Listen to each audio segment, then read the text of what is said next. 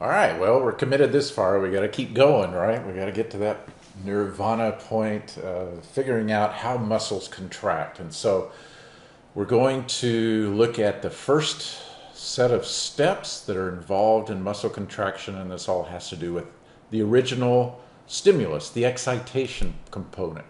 And so what we're going to see is we're going to get the stimulus from the neuron called an action potential, which is the electrical signal that comes down the axon to the muscle cell, towards the muscle cell, to the end of the axon, and will incite the release of acetylcholine. Then the acetylcholine will cross the synapse and act at the motor end plate where there are plenty of acetylcholine receptors ready to take the signal of acetylcholine and convert it into an electrical signal that will form on the sarcolemma.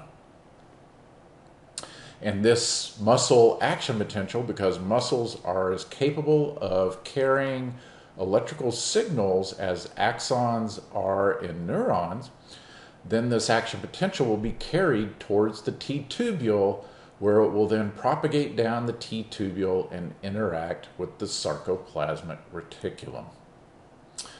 Finally, our last bit of excitation is the end of acetylcholine activity, and this is actually one of the components of relaxation, because this is how we're going to stop the contraction sequence of muscle. And it's going to involve an enzyme called acetylcholinesterase. And that's abbreviated capital A, capital C, little h, big E. So those are the steps of excitation. We see here the neuromuscular junction, finally. So here is the end of our axon right here, all this area. And we see our vesicles filled with neurotransmitters, and that would be the acetylcholine, right? They're just floating around right now, nothing going on. Opposite from the end of the axon, this is the motor end plate where we have the acetylcholine receptors here in these purple bars. This space between the end of the axon and the motor end plate of the sarcolemma is the synaptic cleft. You put the axon membrane along with the sarcolemma and the gap, and you have the synapse. So that's our neuromuscular junction. Hopefully that really brings it home for you. We go back to that first slide from the previous video and we focus in on the first set of steps of excitation, and we see that the action potential is being conducted down, the electrical signal is being conducted down the axon towards the end.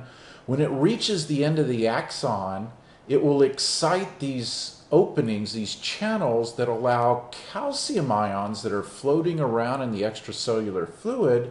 They can enter now into the interior of the end of the axon. That's all well and good, but what does that do? Well, these calcium ions stimulate proteins that will bind these vesicles to the to this membrane here. Okay? And this end of the axon membrane would be called the presynaptic membrane. And they will bind to it and release neurotransmitter that's contained in them into the synaptic cleft via a process called exocytosis that you know all about.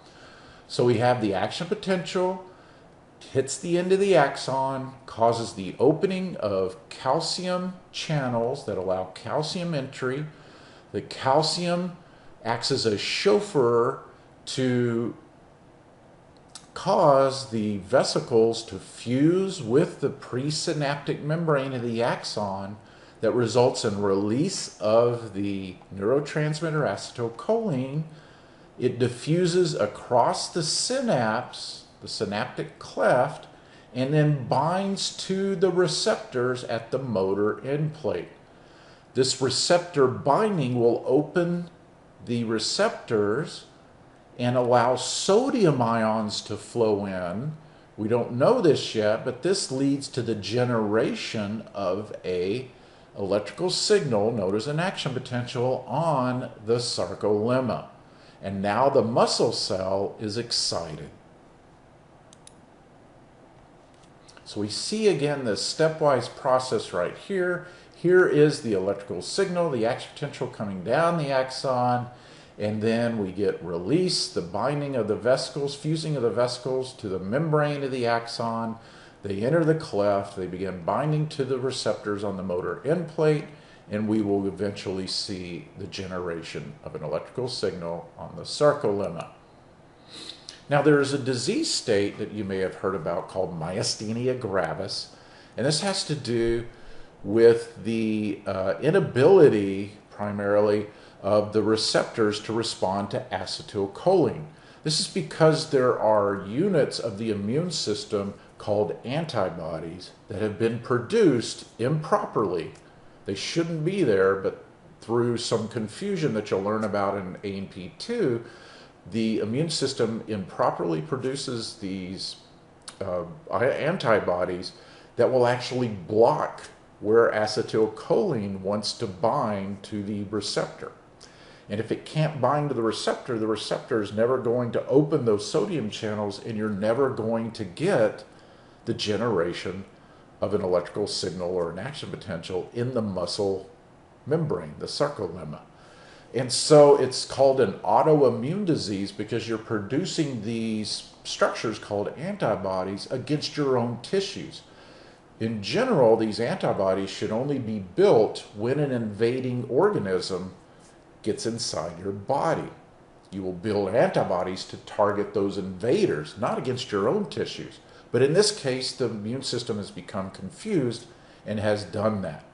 So the receptors, because these antibodies are binding them to them, will get removed from the membrane. There's no way that the acetylcholine now can complete its job and bind to those receptors.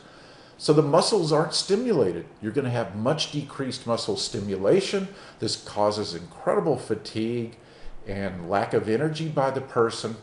And it typically involves facial muscles first, and then maybe followed by a particularly exasperating problem with swallowing. And then eventually can lead to limb weakness, and as it can be a progressive. Okay, so I wanted to do a series of steps to show you what I do in class as well in terms of the 19 steps that we'll be doing for this entire excitation, contraction, coupling, and contraction set of sequences. So let's start with the first 6 steps here that are all about excitation.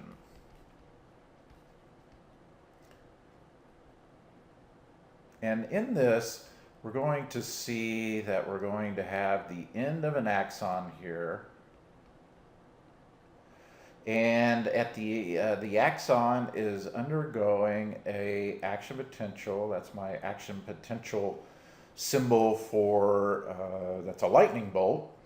And so over here we have step 1 that's going to be, okay, so that's step 1. So we've got that identified over here now.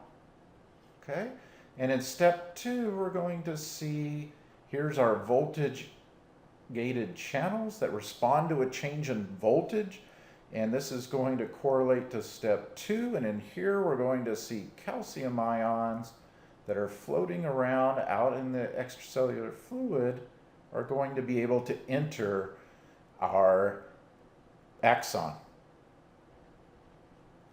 Okay, then we get step 3. We're going to see our vesicles that are filled in here, and our vesicles are going to be filled with our neurotransmitter, acetylcholine.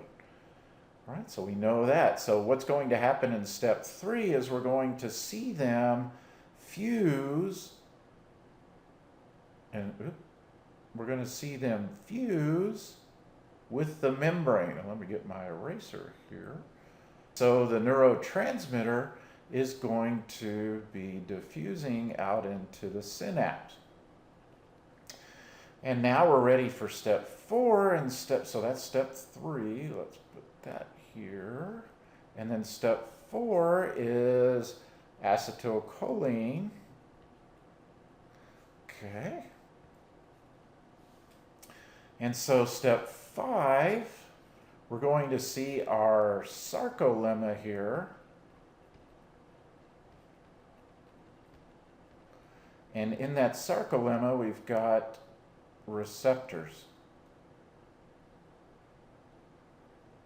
And in those receptors, we're going to see some acetylcholine dock. So acetylcholine binds to receptors. And finally then, step 6 is the generation of an action potential on the sarcolemma. And those are our 6 steps of excitation. We'll be back later for our 4 or 5 steps for excitation contraction coupling.